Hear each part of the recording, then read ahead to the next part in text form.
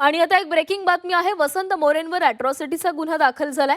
Shivajinagar police स्टेशनमध्ये हा गुन्हा नोंदवण्यात आलाय।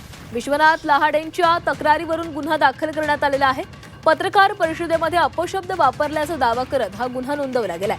शिवसेना उद्धव बाळासाहेब ठाकरे पक्षाचे नेते वसंत मोरेंवर अॅट्रॉसिटी अंतर्गत गुन्हा दाखल करण्यात आलेला आहे। पुण्यातील शिवाजीनगर पोलीस ठाण्यामध्ये गुन्हा दाखल करण्यात आलाय। पत्रकार परिषदेमध्ये विश्वनाथ लहाडे यांचा उल्लेख करत त्यांच्याबाबत आक्षेपार्ह आणि बदनामीकारक वक्तव्य केल्याने वसंत मोरेंवर हा गुन्हा दाखल झालाय। 25 फेब्रुवारीला पुणे महापालिकेमध्ये झालेल्या पत्रकार परिषदेमध्ये अपशब्द वापरल्याचा आरोप विश्वनाथ लहाडे यांनी केलाय।